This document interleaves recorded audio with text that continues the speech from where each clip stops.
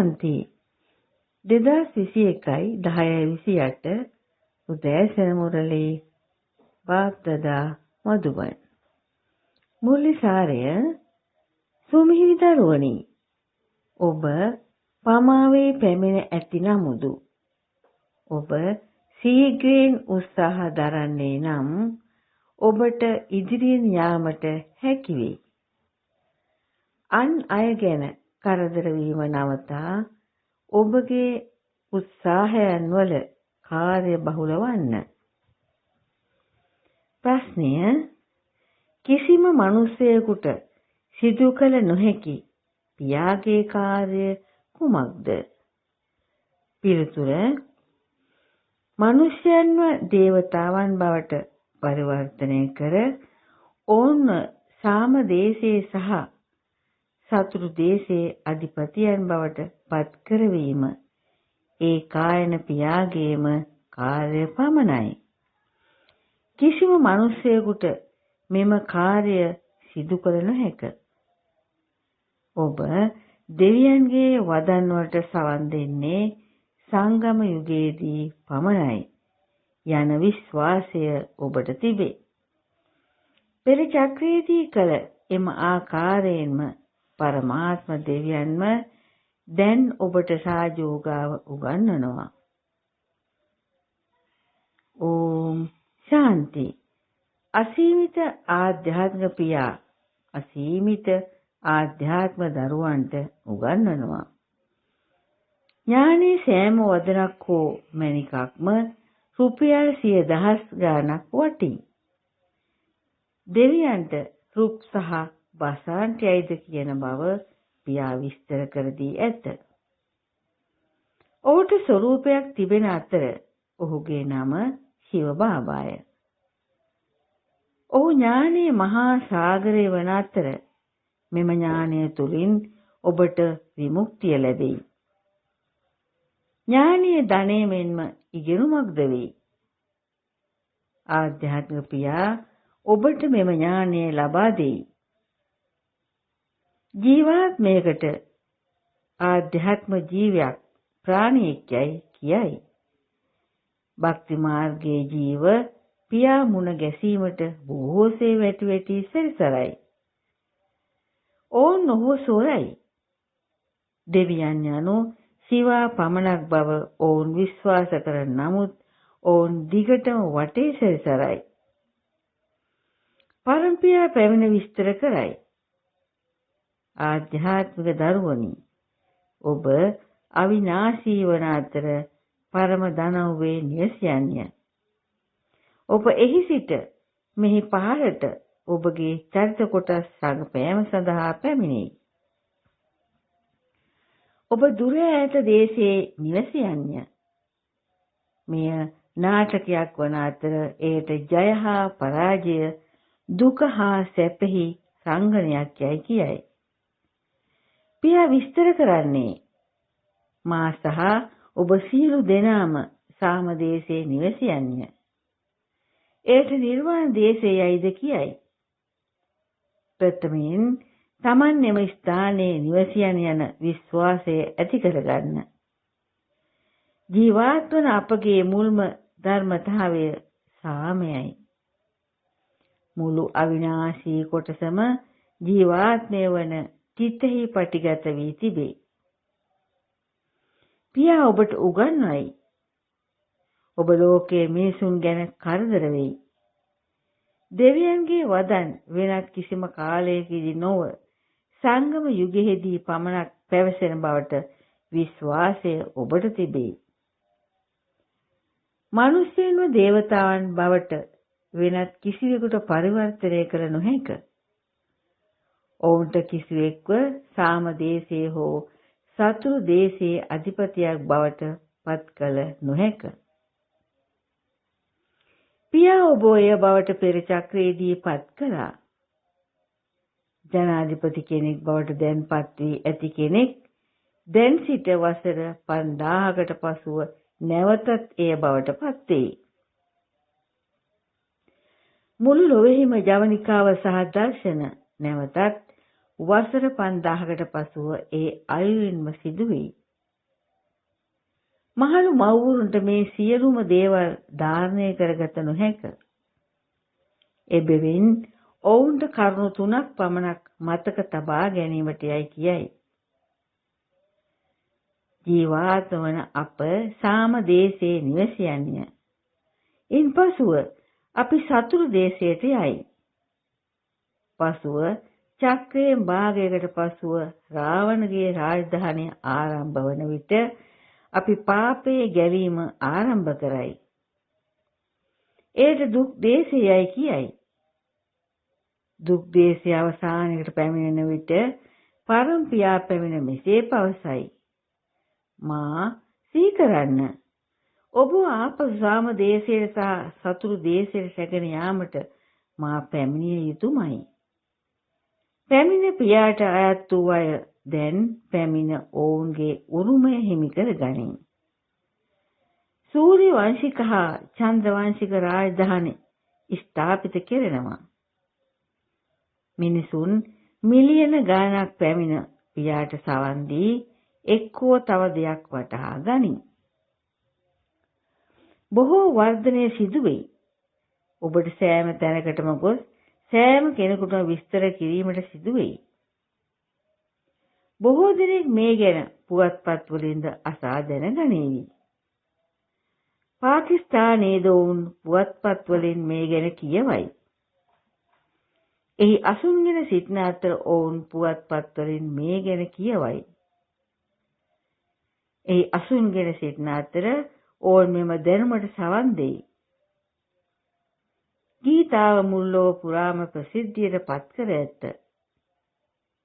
පියා පවසන්නේ නිරන්තරයෙන් මා පමණක් සහ ඔබගේ උරුමය සිහිපත් කරන්න.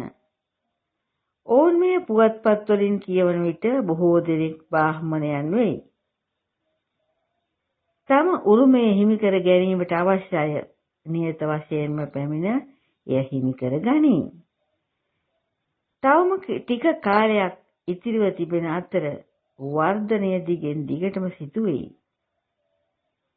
පමා වී පැමිණ අයට සීඝ්‍රයෙන් උත්සාහ දැරීමට සිදු වෙයි. පෙර කල්පයේදී දෙව්ලොව වැසියන් වූ අය නියත වශයෙන්ම දැන්දු එය බවට පත් වෙයි. මෙහි සුළු හෝ වෙනසක් සිදුවේ නොහැක. සාම දේශයට යාමට ඇති අය සාම දේශයට යයි. ඉන්පසු ඔවුන්ගේම වේලාවට ඔවුන්ගේ චරිත කොටස් රඟපෑම සඳහා ඔවුන් පැමිණෙයි. පියා පවසන්නේ දරුවනි දැන් මා සිහි කරන්න. එවිට ඔබ ඔබගේ නිවසට ළඟා වනු ඇත. සංඥාසීන් මුක්තිය වෙනුවෙන් බොහෝ වෙහෙස වෙයි. මුක්තිය පමණක් සෑහෙන බව ඔවුන් පවසන්නේ මේ නිසාය. ඔවුන් සතුට කපුටෙකුගේ අසුචිමෙන් බව සලකයි. සරම යුගයේ පවා දුක් කරුණු තිබුණු බව ග්‍රන්ථවල ලියා ඇත. ඔවුන්ට කිසිම දෙයක් නොඇතෙහි. ඔවුන් පවසන්නේ දෙවියන් පැමිණිය යුතු බවය. පාරිශුද්ධ කරු පරමාත්ම ජීවයේ පැමිණ අපට මාර්ගය පෙන්වනු මැන. අනෙක් අතර ඔවුන් පවසන්නේ ගංගා නදිය පාරිශුද්ධ කරු බවයි. ඔවුන් විශ්වාස කරන්නේ ගංගා නදියේ ස්නානය කිරීම, යාග හෝම පැවැත්වීම, තපස් රැකීම සහ වන්දනා ගමන් යාම යන සියල්ල දෙවියන් වෙතට යන මාර්ග ලෙසිනි. ඔබ දෙවියන්ට අඬගසන බැවින් ඔබ දිගෙන් දිගටම සැරිසරන්නේ මන්ද? භක්ති මාර්ගයේ ඒ සියලුම දේවල් නියම වී ඇත. මිනිසුන් දිගින් දිගටම ඔවුන්ගේ සිතට ඇතුළු වන ඕනෑම දෙයක් පවසයි. දෙවියන් සොයා ගැනීමට ඔවුන් බොහෝ උත්සාහ දරති. බැතිමතුන් දෙවියන් හම්බ වීමට යන්නේද නැතිනම් දෙවියන් මෙහි පැමිණිය යුතු වෙයිද? අපවිත්‍ර ජීවයන්ට එහි යා නොහැක. පියා මෙහි පැමිණෙන්නේ ඔබෙහි රැගෙන යාමටයි. සියලුම ජීවයන්ගේ මාර්ගෝපදේශකයා වන්නේ ඒ කායන කෙනාම පමණයි. ඔබත් පිවිතුරු වී ඔහු පසුපස යයි. ඔබ අධිරාජයන් සහ අධිරාජිනියන් බවට පත් කිරීම සඳහා මනාලයා ඔබව ඥානයේ මිනිමුතු වලින් සලසයි. ක්‍රිෂ්ණා අහවලාව පැහැරගෙන රැජිනක් බවට පත් කළ බව ඔවුන් පෙන්වයි. එම දේවල් සැබවින්ම ඔහුට අදාළ වන්නේ නැත. ඔබ දෙව්ලොව අධිරාජිනියන් වන බව ඔය දරුවන් දන්නවා. ඔබ දිව්‍ය ලෝකයේ නිවසියන් විය.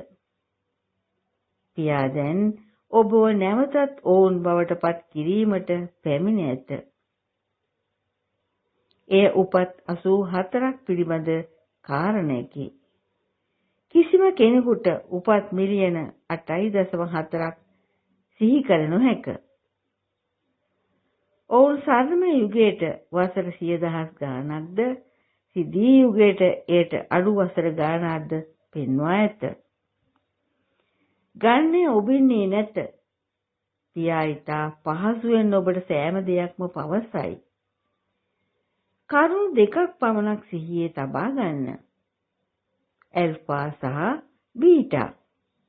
එවිට ඔබ පිවිතුරු වන අතර පියාසර කිරීමට හැකි වී උසස් තත්වයක් හිමි වෙයි. කුමක් සිදුවත් පියා සිහිපත් කිරීමේ සැලකිල්ල ඔබට අනිවාර්යයෙන් තිබිය යුතුයි. මායාගේ කුණාටු පැමිණේ. නමුත් ඔබ පරාජය නොවිය යුතුයි. කෙනෙකුට තරහ ගියත් ඔබ කිසිවක් නොකිය යුතුයි. සන්‍යාසීන් පවසන්නේ ඔබගේ මුවට වාසනාවන්ත මන්ත්‍රයක් දමා ගන්න. එවිට අනිත් පුද්ගලයා බොහෝ කතා කිරීමෙන් අනතුරුව නිහඬ වෙයි. පියා මෙසේද පවසයි. කෙනෙක් ඔබට කෝපෙන් කතා කරන්නේ නම් නිහඬව නිරීක්ෂණය කරන්න. සියලුම සිදුවීම් අතරතුර ඔබ අනිවාර්යයෙන්ම ශිව බාබා සිහිපත් කළ යුතුයි. ශිව බාබා සිහි කිරීමෙන් පමණයි ඔබට ඔබගේ උරුමය සිහිපත් වන්නේ. ඔබගේ අතීන්ද්‍රිය සුඛය සිහි කර ඇත. ඔබ උපත් 21කට දිව්‍ය ලෝකයේ රාජකුමාරයන් බවට පත් වෙයි. එහි දුක පිළිබඳ කිසිදු සඳහනක් නොතිබේ. ඔබ උපත් 50ක් හෝ 60ක් සතුට අත්විඳී. සතුටේ කාල වකවානුව වැඩිය. සතුට සහ දුක සමානම් ඉන්නති ඵලය කුමක්ද? ඔබට බොහෝ ධනයද තිබේ. මෑතක් වනතුරු මෙහි දානේ ඉතා ලාභ විය. රජවරුන්ට විශාල රාජධානි තිබුණි. බාබා විසින් ධාන්‍ය කිලෝ 37ක් පමණ අන්නා 16ක් එක රුපියලකට සමානයි. 10කට විකුණුම් ලැබුවා. එබැවින් එයට පෙර සෑම දෙයක්ම බොහෝ ලාභ වන්නට ඇති.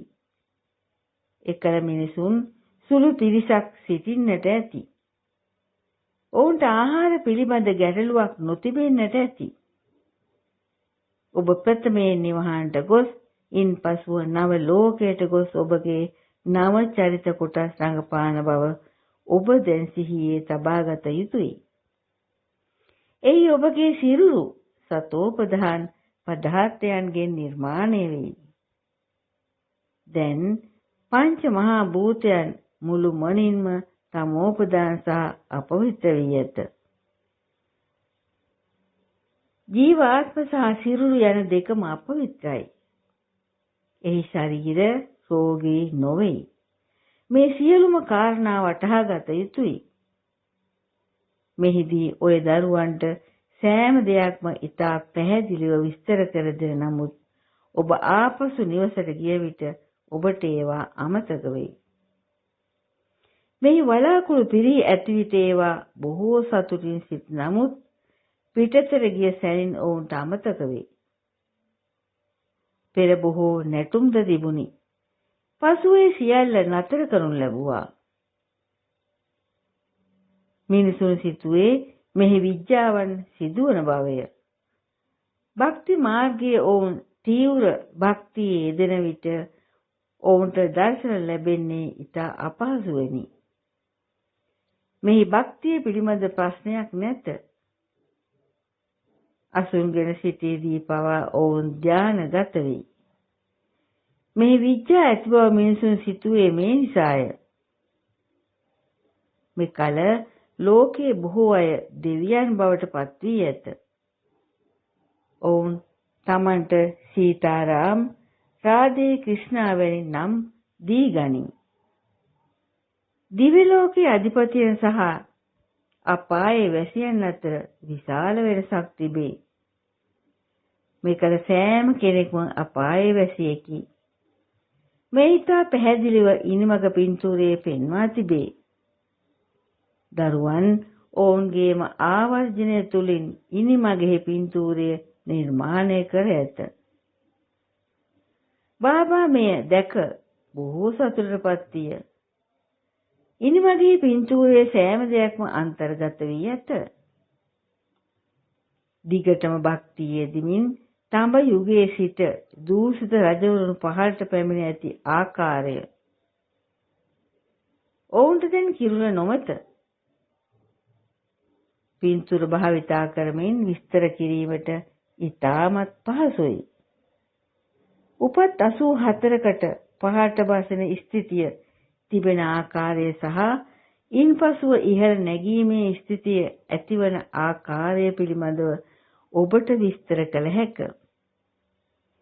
ඔවුන් ගයන්නේ ඉහළ නැගීමේ ස්ථිතිය නිසා සෑම කෙනෙකුටම යහපත සිදු වෙයි. පියා පැමිණ සෑම කෙනෙකුටම සතුට ලබා දෙයි. සෑම කෙනෙක්ම කන්ලව් කරන්නේ අහෝ බාබා අපගේ දුක නැති කර අපට සතුට ලබා දෙන්න. කෙසේ වෙතත් ඔවුන්ගේ දුක නැති කර සතුට ලබා දෙන්නේ කෙසේද කියා කිසිවකු නොදනී. මේකල මිනිසුන් ගීතාව කටපාඩම් කර එය හඬ නගා කියවයි. ඔවුනේ අර්ථ කෙටියෙන් විස්තර කරයි. ඔවුන් සංස්කෘතික භාෂාවෙන් කටපාඩම් කරමින් ශ්ලෝක කියන බැවින් එම මහාත්මාව ඉතා හොඳ බව මිනිසුන්ට සිතෙයි. මිනිසුන් 100,000 ගාණින් ගොස් ඔහු ඉදිරියේ নমස්කාර කරයි. එම ලෞකික ඉගෙනුමට වසර 15ක් හෝ 20ක් ගත වෙයි. කෙනෙක් බොහෝ දක්ෂ නම් ඔහුට සියල්ල විගසින් කටපාඩම් ඉගෙනගෙන එය හඬ නගා කියා බොහෝ මුදල් රැස් කර ගැනීමට හැකි වෙයි. ඒ සියලු දේවල් ආදායමක් උපයා ගැනීමේ මාර්ගයයි. කෙනෙක් වංකොලොත් වූ විට ඔහු ගොස් පැවිදි වෙයි. එවිට ඔහුගේ සියලු කරදර අවසන් වෙයි. මන්ද ඔහු එක් මන්ත්‍රයක් හෝ තව එකක් පමණක් සිහියේ තබාගෙන සෑම තැනකම සංචාරය කරයි. ඔහු දුම්රියෙන් සෑම තැනකම සංචාරය කරයි. මෙහි පියා පවසන්නේ තමන් ජීවාත්මයක් බව සලකා පියා සිහිපත් කරන්න. පරම පියාසා සියලුම ජීවාත්ම වාසය කරන්නේ අශාරීරික ලෝකයේය. එහි සිට ඔවුන්ගේ චරිත කොටස් රංගපෑම සඳහා ඔවුන් භෞතික ලෝකයට පැමිණි. නාට්‍ය දැන් අවසන් වීගෙන යනවා. ඔබ තමෝ ප්‍රධාන බැවින් ඔබට ආපසු නිවසට යාමට නොහැක. ඔබ සතෝ ප්‍රධාන කිරීමට බාබා දැන් පැමිණ ඇත. සෑම කෙනෙක්ම ආපසු නිවසට යන අතර ඉන්පසුව සන්ව යුගයේ දේවතාවන්ගේ රාජධානියේ පවරක් පැවතී. ඒ සාම දේශය හෝ සතුරු දේශය හෝ දුක් දේශය වූයේ කවදාද කියා කිසි කෙනෙකුගේ බුද්ධියට ඇතුළු නොවන්නේ ඔවුන් සම්පූර්ණ අන්ධකාරයේ සිටින බැවිනි. ඔවුන් විශ්වාස කරන්නේ කලුගේ අවසානයේ පැමිණෙන්නේ බොහෝ වසර දහස් ගානකට පසුව බවයි. ඔවුන්ට එහි නිසි ගණනය නොමැත. මනුස්ස ජනගහනය එන්නම වර්ධනය වන අතර අවශ්‍ය තරම් ආහාර නොමැත. තවත් වසර 40000ක් යන්නට තිබේ නම් කුමක් සිදුවේද කියා කීමට නොහැකි වෙයි. ඔවුන් කුමක් පැවසුවත් එය සම්පූර්ණ මුසාවකි. එහි කිසිවක් තුල සත්‍යයේ බිඳක්වත් නැත. පියා දැන් ඔබට රාවණ පරාජය කරන අන්දම කියා දෙයි. රාවණ පරාජය කළ හැක්කේ ඔබට පමණයි. බාබා මුළු ලෝකයේම රාවණගෙන් මුදා ගනිමි. ශක්ති සේනාව ඔබගේ වන අතර ඔබ ಭಾರತය දිව්‍ය ලෝකයේ බවට පත් කරනවා. ඔබට ඉතා හොඳ දේවල් පවසයි. එබැවින් ඔබ පියා සහ උරුමය සිහි කර බොහෝ සතුටින් සිටිය යුතුයි. ඥාන මාවතේ සතුටේ අත්දැකීම බොහෝසේ තිබේ. බාබා දැන් පැමිණ සිටී. අප දැන් මෙම පෙර ලෝකයේ හැරදමා යන්නට ඉතා ආසන්නයි. බාබා සිහි කිරීමෙන් ඔබ සතෝපදාන් වෙයි. එසේ නැත්නම් දඬුවම් විදීමට සිදුවන අතර ඉන්පසුව සමහර විට ඔබට චපාති කැබැල්ලක් ලැබෙයි. කෙසේ වෙතත් ඉන් කුමන සිතක් අත්වෙයිද? දිගින් දිගටම Taman වෙනුවෙන් හැකි පමණින් උත්සාහ දරන්න. සීමත් පිළිපදින්න. සෑම පියවරකදීම බාබාගෙන් උපදෙස් ලබා ගන්න. එතමුන් පවසන්නේ බාබා මගේ ව්‍යාපාරයේදී මට බොරු කීමට සිදු වෙයි. පියා පවසන්නේ ව්‍යාපාරවල වංකකම තිබේ. අකණ්ඩව පියා සිහි කරන්න. ඔබ පාපේ ගැලී ඉන්පසු බාබා සිහි කරමින් සිටි බව ඔබ නොකිය යුතුයි. නැහැ. ඔබ පාපේ ගැලෙන්නේ නම් ඔබ මිය යයි. ඔබ පියාට පොරොන්දුවක් වී ඇත. එහෙම නේද? රාඛියක් බඳින්නේ පාරිශුද්ධත්වයේ වෙනුවෙනි. කෝපයෙන් නිදහස් වීමට කිසිම විටක රාඛියක් බඳින්නේ නැත. රාඛි බන්ධනය යනු ඔබ කිසිදා පාපේ නොගැලිය යුතු බවයි. මිනිසුන් කන්න ලව් කරන්නේ අහෝ පාරිශුද්ධ කරු වඩිනු මැන. ඔය දරුවන් තුල බොහෝ සතුට තිබිය යුතුයි. බාබා අපට උගන්වනවා. ඉන්පසු බාබා අප ඔහු සමග රැගෙන යයි. එහි සිට අප ඉන්පසුව දිව්‍ය ලෝකයට යයි. හැකි පමණින් හිමිදිරි උදෑසනින් අවදි වී බාබා සිහි කරන්න. බාබා සිහි කිරීම යනු ආදායමක් උපයා ගැනීමයි. එහිදී ආශිර්වාද වලින් ඇති ඵලය කුමක්ද? ඔබ මෙසේ නොකිය යුතුයි. බාබා මට ආශිර්වාද ලබා දෙන්න. එවිට මා ඔබ සිහි කරන්නම්. බාබා සෑම කෙනෙකුටම ආශිර්වාද ලබා දෙන්නේ නම් සෑම කෙනෙක්ම දිවි ලෝකයට යනු ඇත. මේදී ඔබ උත්සාහ දැරිය යුතුයි. හැකි පමණින් බාබා සිහි කරන්න. බාබා යනු උරුමයයි. ඔබ ඔහුව කොපමණ සිහි කරන්නේද? එයට අනුව ඔබට රාජධානියක් ලැබෙයි. සිහිපත් කිරීමේ විශාල යහපතක් තිබේ. එය පහසු ගනුදෙනුවකි. වෙනත් කිසිවෙකුට ඔබ සමග මෙතරම් පහසු ගනුදෙනුවක් කළ නොහැක. මෙම ගනුදෙනුව සිදු කරන්නේ ඉතාමත් ටික දෙනෙක් පමණයි. අච්චා සුමීරි ආදරණීය බොහෝ කලක් නැති වී සිට දැන් හමු දරුවන්ට ඔබගේ මව පියා බාප් දාදා සෙනෙහසින් සිහිපත් කර සුබ උදෑසනක් ප්‍රාර්ථනා කරයි. ආධ්‍යාත්ම පියාගෙන් ආධ්‍යාත්ම දරුවන්ට নমස්කාර. ආධ්‍යාත්ම දරුවන්ගෙන් ආධ්‍යාත්ම පියාට নমස්කාර. දානීය සඳහා සාරාංශය අංක 1. කෙනෙක් කෝප වූ විට ඔබ බොහෝසේ නිහඬ විය යුතුයි. ඔබ සමග කෝපයෙන් සිටින කෙනෙක් සමග තරහ නොවන්න. මායාගේ කුණාටු වලින් පරාජය නොවන්න. අංක 2 හිමිදිරි උදෑසන පියා සිහි කරන්න. ඔබගේ ආදායම රැස් කරගන්න. පාරිශුද්ධත්වයේ වෙනුවෙන් ස්ථිර රාකියක් ගැටගසා ගන්න. වරදානය ඔබ නිරන්තර සහ පහසු යෝගීවරයෙක් වී සෑම ක්‍රියාවක්ම සිදු කරන අතර නිරන්තරයෙන් නෙළුම්මල් අස්නේ අසුන්ගෙන සිටිත්වා. බාබා විස්තර කරනවා නිරතුරුව යෝගයුක්ත වීම සඳහා ඔබ නිරන්තරයෙන් නෙළුම්මල් අස්නේ අසුන්ගෙන සිටිය යුතුයි. කෙසේ වෙතත් නෙළුම්මල් අස්නේ ස්ථාවරව සිටිය හැක්කේ සැහැල්ලු අයට පමණයි. කිසිම ආකාරයක බරක් හෝ බන්ධනයක් නොතිබිය යුතුයි.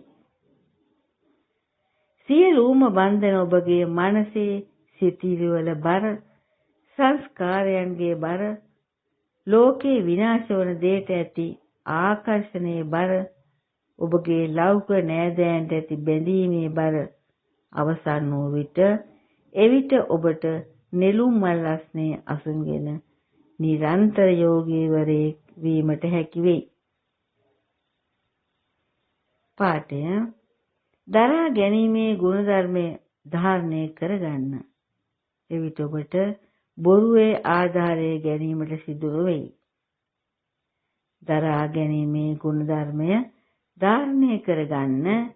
එවිට ඔබට බොරුවේ ආධාරය ගැනීමට සිදු නොවේ.